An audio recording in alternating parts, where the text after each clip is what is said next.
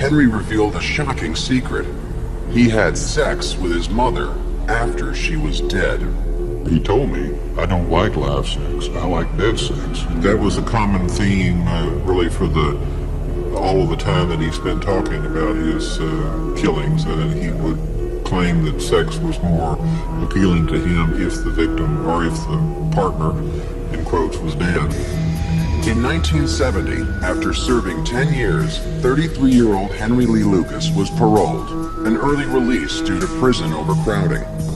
A year later, he was in trouble again, nailed for attempted kidnapping. There was 3 girls waiting to go to school, and he stopped to ask them if they wanted a ride. And the girls started screaming rape and everything else. As far as I know, he never had done anything with them. His family may have believed him. The judge didn't. Henry was back in the joint. What was it that made it important to do that thing? Made it so important that you did it? Because the alternative was suicide, and I'm not like most criminals. Is it that you're more dangerous, so they have to isolate you? Or you're more vulnerable, so they have to isolate you? Or something else? I'd say it was both reasons. How much of the dangerous is a reason? Tell me about the dangerous being part of it. Well, if I killed somebody, then there's a likelihood that I would kill again. Do you think there's a likelihood that you'll kill again? I think they're doing everything in their power to make that unlikely. Given the opportunity and the means, I suppose, the way they talk about it. Should they be worried about you? I'd say so, yeah. They're obviously not very happy about what happened. I should think not.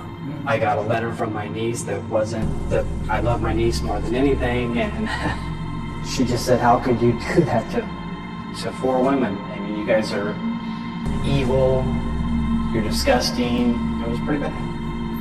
And I still got it. I read it periodically to keep my mind focused that I screwed up. Is screwed up the right expression to use? Probably not. I just didn't want to say it, what I really think. Well, why don't you? It's beyond evil. What happened? What me and him did was beyond evil.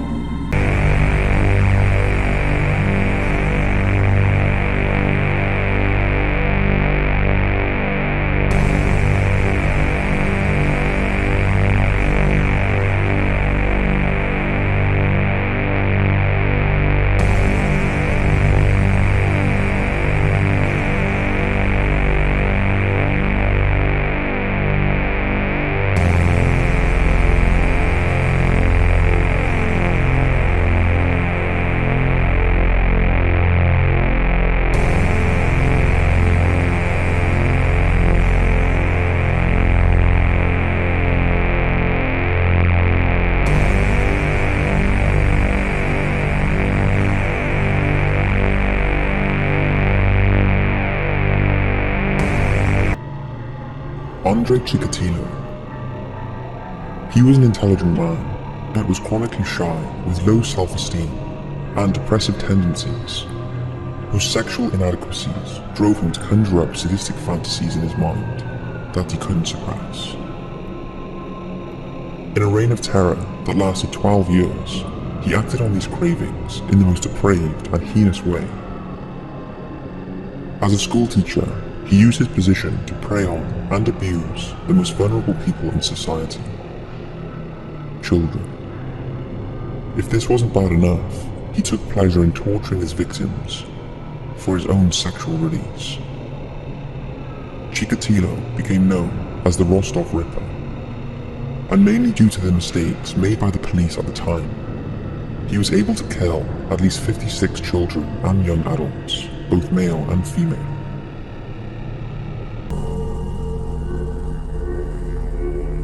A judge delivering the harshest punishment possible to Britain's worst serial child killer of recent times. This was a cruel, calculated, and cynical campaign of child murder involving the smallest and most vulnerable of children. A 10-month trial found the 33-year-old injected them with insulin or air, or force-fed them milk. A note found by police in Letby's home in 2018 read, "I killed them on purpose because I'm not good enough to care for them." There was a deep malevolence bordering on sadism in your actions. You have no remorse, remorse, remorse, remorse, remorse, remorse. When investigators watched the videotape labeled Soliloquy, they realized that Lake used the bunker to carry out his plan. I want to be able to use a woman whenever and however I want. And when I'm tired or satiated or bored or not interested, I simply want to put her away, lock her up in the room, get her out of my sight, out of my life. The purpose of that cell, the main purpose in a civil building, would be the imprisonment of a young lady who probably at this moment is unknown to me. The videotapes really gave us a sense of what Leonard Lake was like, what he was thinking, talking about enslaving women. A chilling trial straight out of a murder mystery TV show has ended with an Oregon jury finding 66-year-old Susan Monica guilty of murder. But it's how she chose to dispose of the bodies that is the most heinous. Monica was busted after trying to use one of her victims' welfare cards. Police then searched her 20-acre pig farm in southern Oregon and happened upon a grisly discovery: the half-eaten corpses of two men. Monica says she shot one of the men, Stephen DeLisano, in self-defense, and the other, Robert Haney, as a mercy killing following a farming accident. Both men worked on her farm. The forensics, however, paint a different picture. Most chillingly, she chose to feed the corpses of both men to her pigs. She was sentenced to a minimum of 50 years in prison. Judge Tim Barnett followed up by saying, quote, "You shot two people and fed them to your pigs. I don't know how else I can put it. You valued pigs more than you valued people." I'm a very, very good shot. Would you like me to show you how good a shot I am? Yeah. All right, well, I'll get my young assistant, Trent, grab that bottle, get over there. You want me to have a go? Show you? Okay. Will I show you? All right, hold it up clear. Hang on, just to see if the gun works first. Oh, the gun works nicely.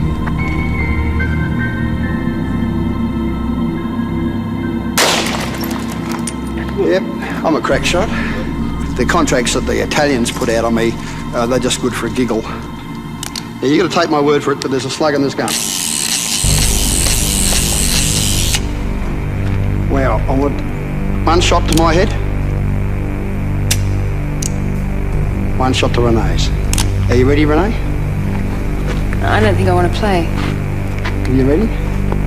You don't want to play? Bad luck.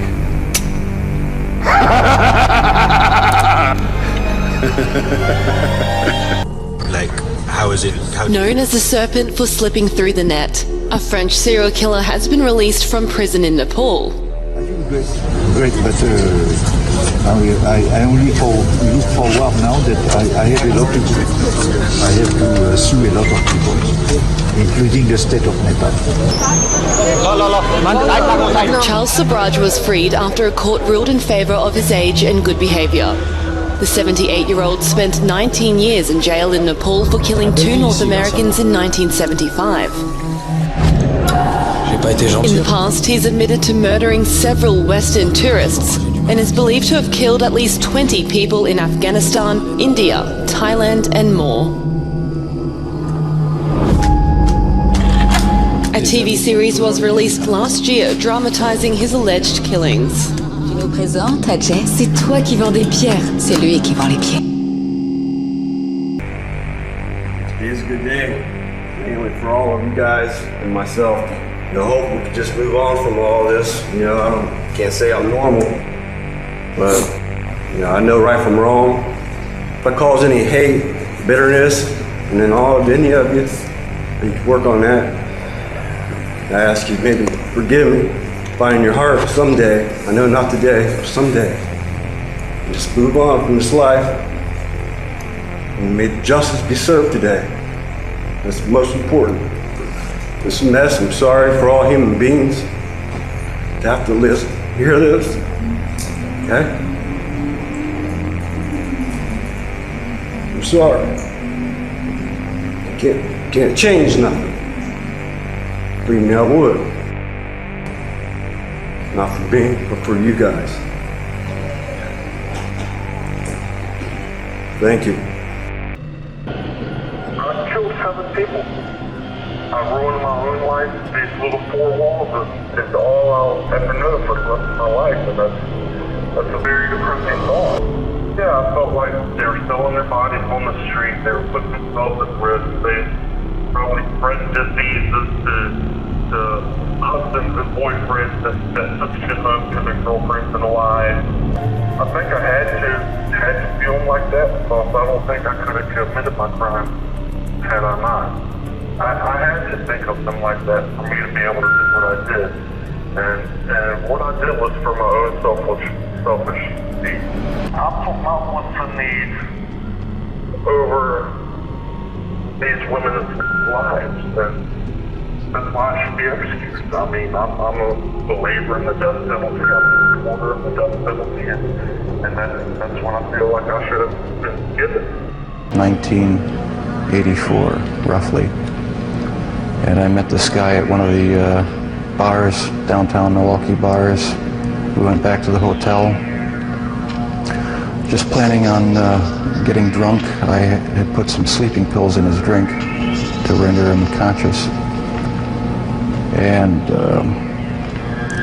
was just going to spend the night with him.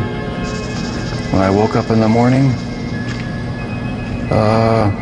my forearms were bruised, and his chest was bruised, and blood was coming out of his mouth. He was hanging over the side of the bed, and I have no memory of beating him to death, but I must have. And that's when it all started again. That's when the obsession went into full swing.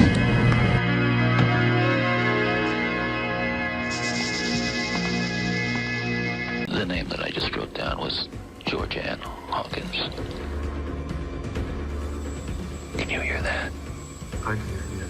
Okay. I just said that the Hawkins girl's head was severed and taken up the road, 25 to 50 yards, and buried in a location about 10 yards west of the road on a rocky hillside.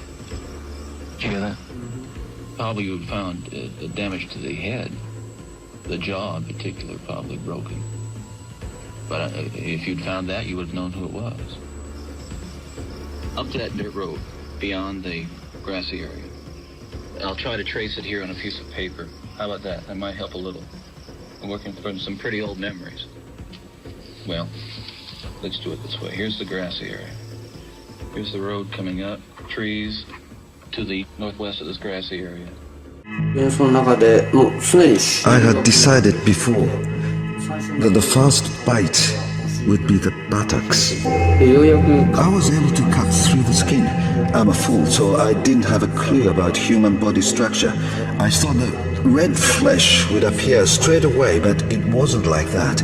And this layer that was like sweet corn just carried on for ages, however deep I cut through.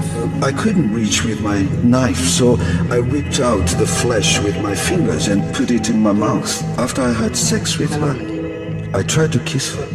For the first time, I said out loud, "I love you" in French, and I felt a huge shiver.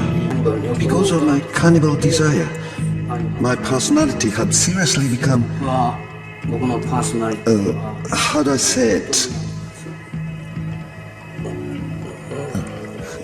It was swallowed up by my obsession. I killed a man, slaughtered him, and ate him. Since then, he is always with me. We discussed everything beforehand, including the camera, which should be switched on because he wanted to see for himself what it was like when we did the amputation. Around 6:15, or 6:30 in the evening, he said, "I can't stand it anymore. Cut it off." The second time it happened relatively quickly. It only took a couple of seconds to cut it a few times. Then he gave the most awful yell. But not for long. Only around 20 to 30 seconds. Ow, ow, ow. Then he said, "All I can see is blackness. I have to sit down." A few seconds later, he told me that it didn't hurt anymore. He was astonished, because he'd hoped for more pain. He said to me, "Cut it in half. Cut it in half." So I cut it in half with the knife and took both parts downstairs to the kitchen. First of all, I washed them and blanched them. It took a few moments for the water to boil. Then I seasoned it with salt, pepper and garlic powder and fried it for a short time. But the meat was so fresh that it shriveled up in the pan and wasn't really edible. I was relatively quick preparing it all, because I thought that because he had such a massive wound, he'd feel faint quite quickly. But he didn't feel faint, and he tried to eat it, and he was disappointed that he couldn't, that it wasn't edible. Around 2:30 in the morning, I heard him stumble upstairs. He collapsed in front of the bed. Then he tried to stand up, collapsed again, and didn't regain consciousness. At that moment, I didn't know what to do. I asked myself whether I should pray to the devil or God. And I asked God for forgiveness. Then I took the knife, grasped it in my hand, and after hesitating some more, I cut his throat with it. Then in the slaughter room, after he was dead, I separated the head from his body. I hung him from the ceiling. Then I removed his organs and cut him in half. I poured hot water over the two halves and washed the body. I had prepared the meal as a special occasion and decorated the table with nice candles. I took out my best dinner service. I fried a piece of rump steak, a piece from his back.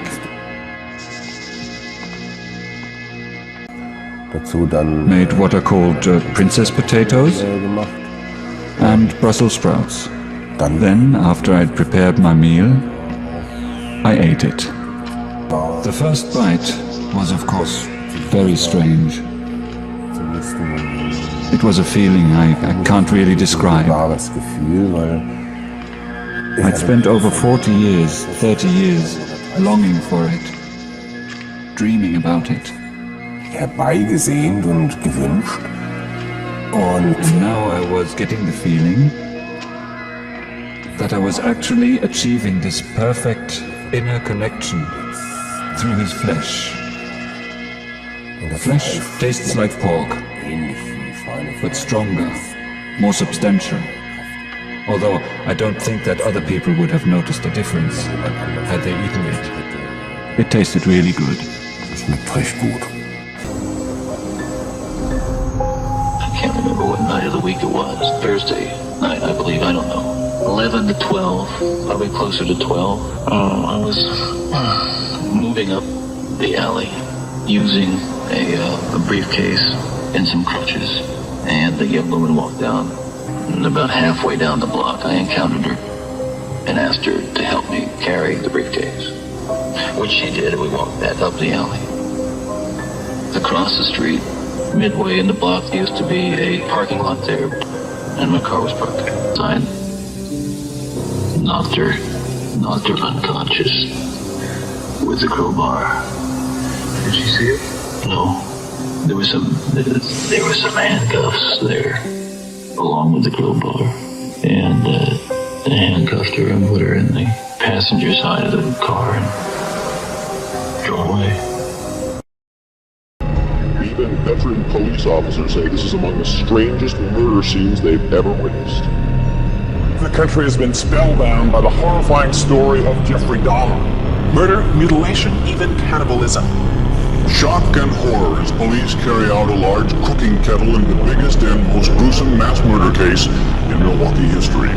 We're investigating the homicide that occurred in the apartment building on the block of 25th Street. We do have one person in custody. There's a strong possibility that there might be additional homicides that we're looking into that this individual might be involved in. Police got here in the middle of the night, and what they found was an apartment full of pieces of people.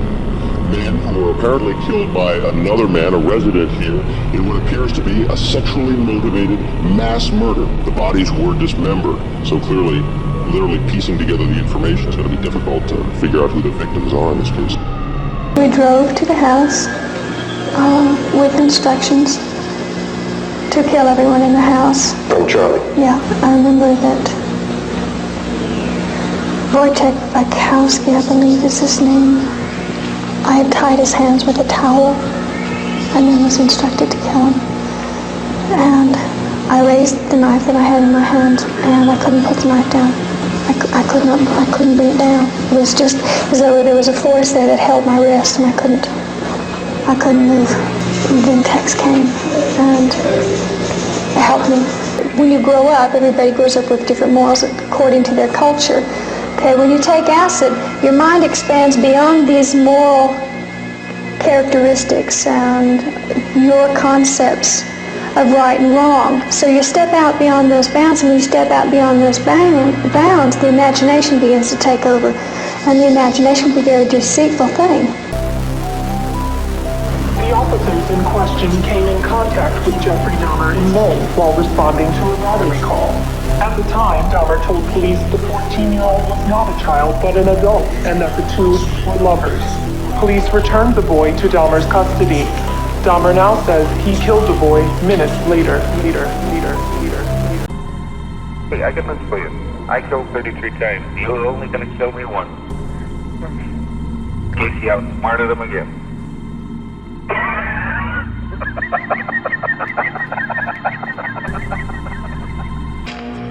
From our investigation, we feel that this individual strongly is involved in other homicides. We have taken evidence out of the building by the medical examiner to be examined. Police removed boxes and boxes of body parts, evidence of what appears to be a psychopathic mass murder. Authorities also took out a barrel of what they think is acid. Police are reluctant to reveal exactly how many victims there might be, but knowledgeable investigators say it could be more than a half a dozen. Neighbors say the man was strange and that there was an odor coming from the apartment. However, no one suspected the accumulation of dead bodies. And the next thing I know, I heard the police open the refrigerator door and they said it was a dead body in there. Police are questioning the suspect downtown. All we really know about him is that he is 31 years old.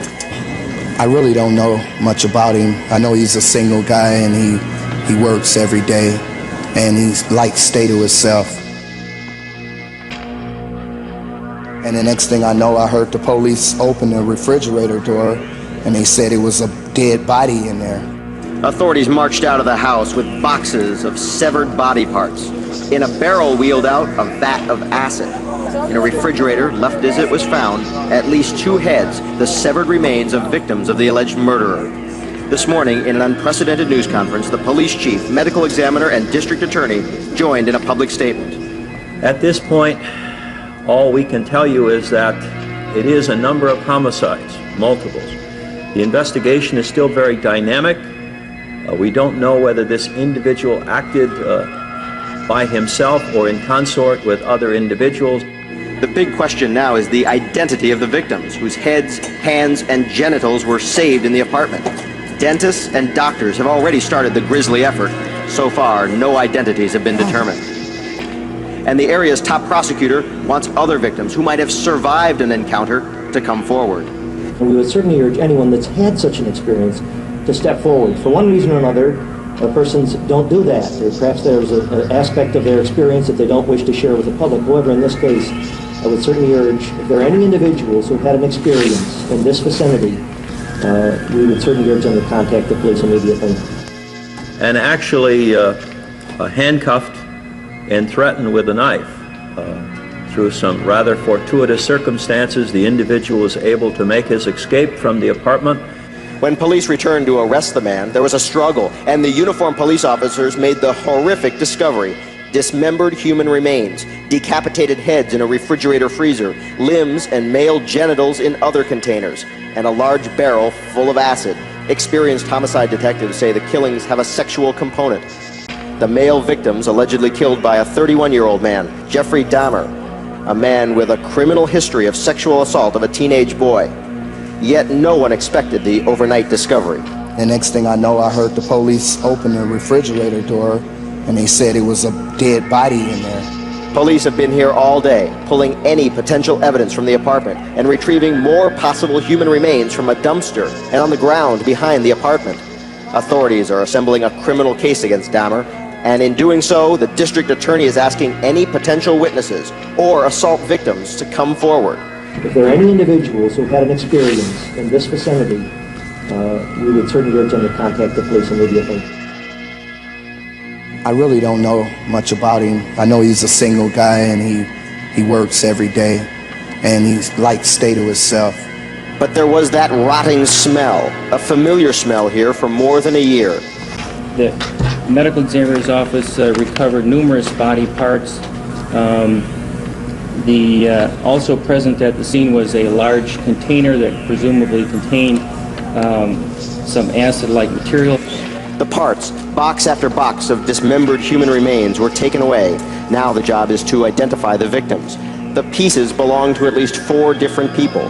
The suspect, Jeffrey Dahmer, has admitted to 14 or 15 killings, according to police sources. At this time, we have no identifications on any of the specimens that we have recovered. All the victims were men.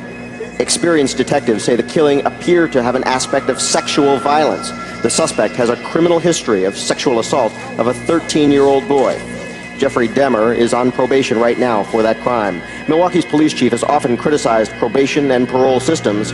In this case, he's withholding judgment.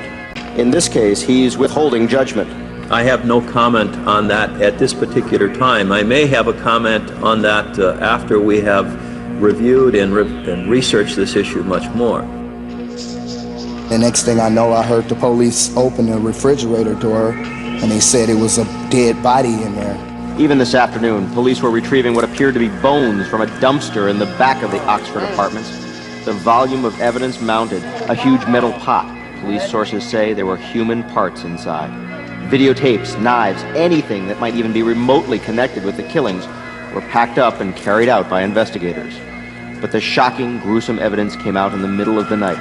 The boxes with body parts inside, the refrigerator loaded with severed heads, the large barrel with acid inside, and the almost unbelievable statements from a police lieutenant in charge.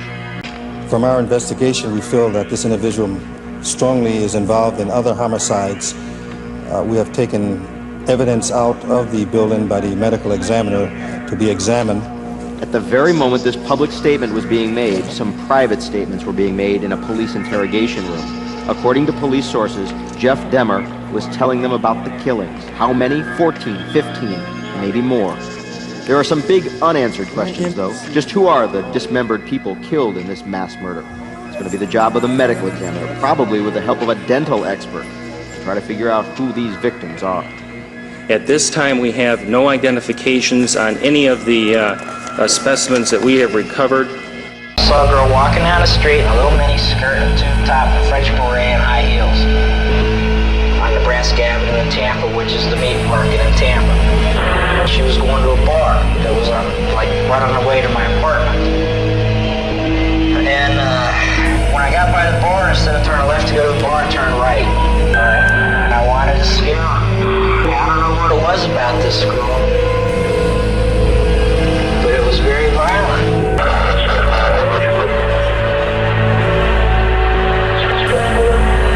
That's how it started.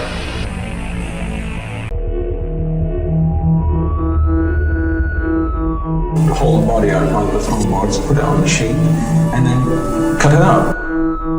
This shocking interview was filmed in 1992. A cold-blooded killer calmly describing how he got rid of his victims. It was summer and got hot, and I knew it'd be a smell problem.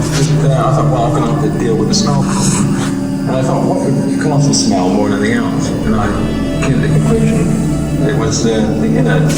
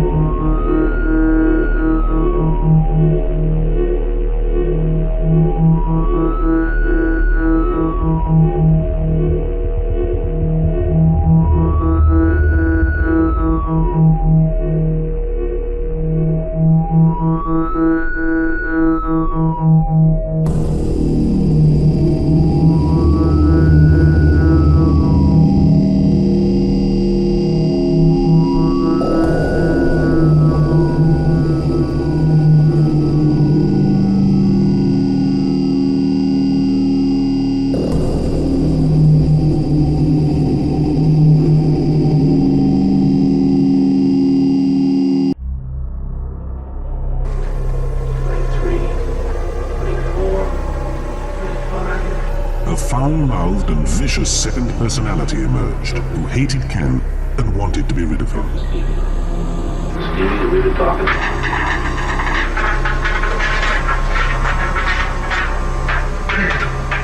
Hey there. What's your name? Steve? What's your last name? You're trying to get me to leave him.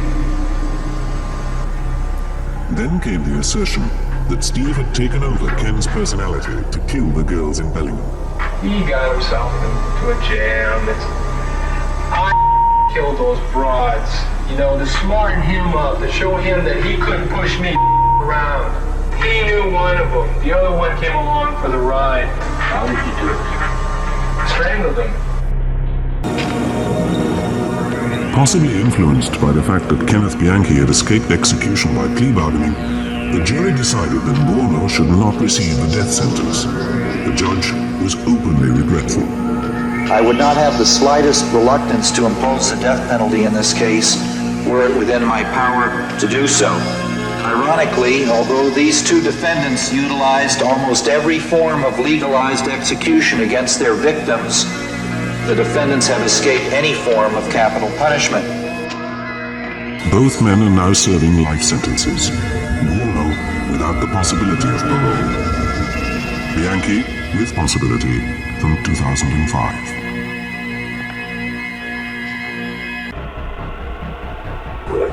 The deaf mute guy.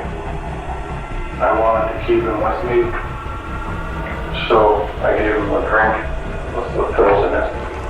Fell asleep, and I wanted to see if I could think of a way to keep him with me without actually, killing him. And so I had a drill home, and it's gonna sound bad. Took the drill on to sleep, drilled a small hole in his skull to see if I could make it so that he would just sort of be like in a zombie state.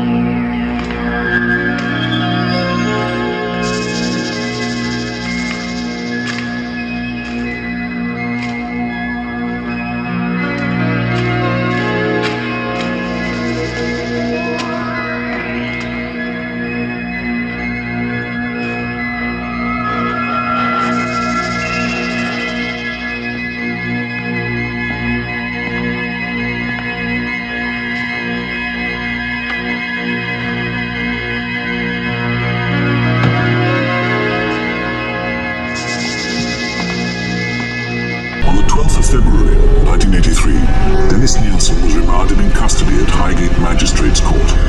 He was sent to Brixton Prison as a Category A maximum security prisoner. This meant being confined to his cell except for half an hour's exercise each day. At first he was represented by a local solicitor, but he discharged him, preferring to speak up for himself. He appealed against wearing a prison uniform, and the magistrates were sympathetic.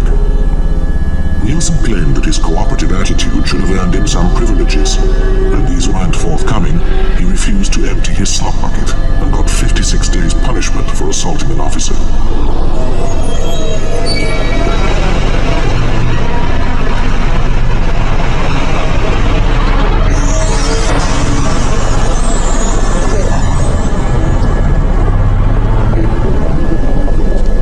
I believe he said he was headed down through Mexico, headed down towards South America.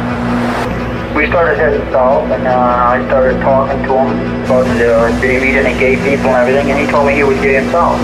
So that's when I asked him if he'd like to get it on, and he said yes. So I turned around and headed north.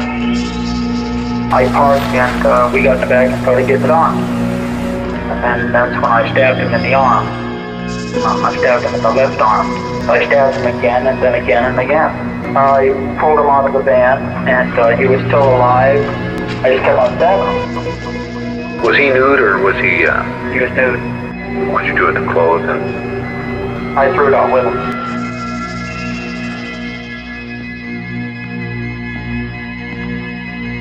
Marcus Gratz, 17, in West Germany, was discovered stabbed to death in the Tapas Park area north of Malibu. Forensic tests have shown that Grabs had been sexually assaulted. 64-year-old Michael Thompson is the killer who confessed to police that he murdered a prostitute 20 years ago and then buried her body in a shallow grave near his home at the time on Cleveland's near west side.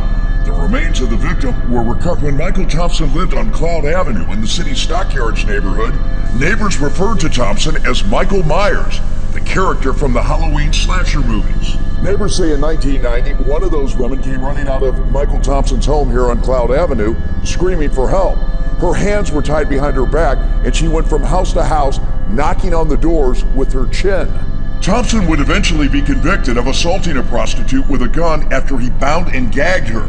And in 1996, he was arrested for stabbing a man in the chest several times, but the charges were later dropped. Thompson was arrested by the Homicide Task Force at his downtown Cleveland apartment. His old neighbors are convinced Thompson has a lot to account for, comparing him to Cleveland serial killer Anthony Sowell.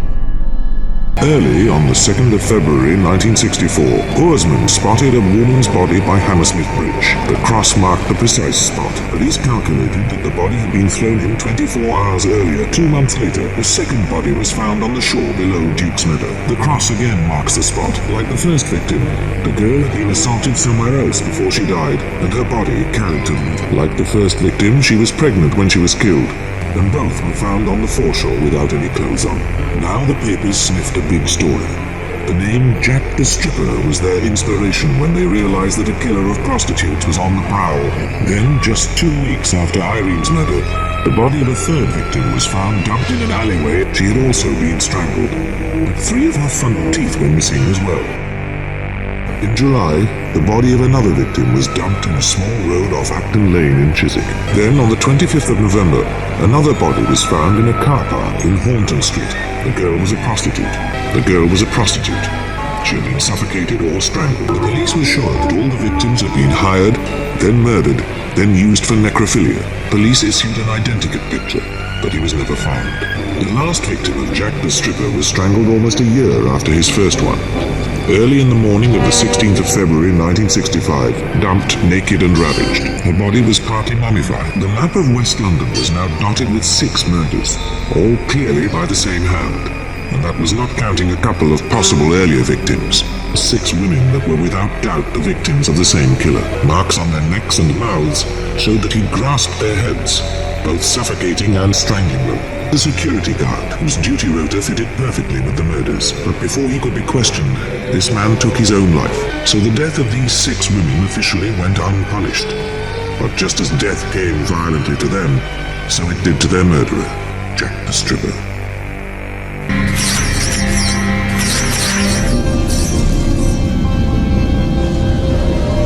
The first body was found on Mother's Day, May 13th, 1984, in southern Hillsborough County. What really struck me is when I got to the scene is I had never seen a body displayed in that nature. I'm standing next to a major and a captain who had been at the sheriff's office at that time 25 and 30 years, and they had never seen a body displayed in that nature. She was lying face down. Her hands were bound behind her back. Her legs were spread about 5 foot 1 inches apart from one heel to the other. I'm surprised that they were still attached to her body. And he had tied a ligature around her neck, raped her from behind, and kept riding her like an animal. He just didn't view her as a person. He just viewed her as a creature that didn't deserve to live. I'll tell you the truth, I used to stand in front of the mirror for an hour looking at myself, trying to see it. Trying to see what? The difference. And I didn't see it. The difference between Bobby Joe, the person, and Bobby Joe, the killer? Yeah.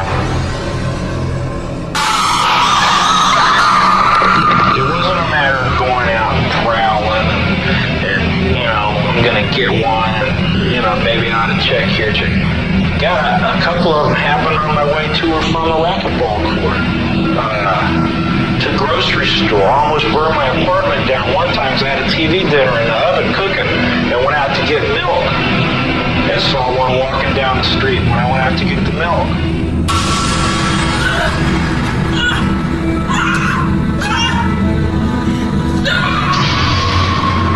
It took nothing to set me off, okay?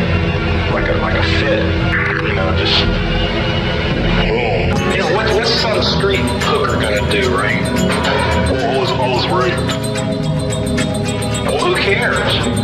Maybe 2 of them had families that gave a about them. Maybe. You know, I'm just guessing, I don't know. Rest of them were sluts out on the street. When I saw them walking down the street, it was like A, B, C, D. I'll pull over, they get in, I drive a little ways, stop, pull a knife, a gun, whatever, tie them up, take them out, and that would be it. And they all went exactly the same way. All the victims, all of them, you know, and you're talking about a lot of them, a lot of lives just gone right down the tubes because of me, you know, in one way or another. And it's not a good feeling. It's not a pleasant feeling. I'm not proud of anything I've done. And the worst thing is I don't understand why. I don't understand why. The body of a young boy was found off Mulholland Highway today, stabbed multiple times and sexually mutilated.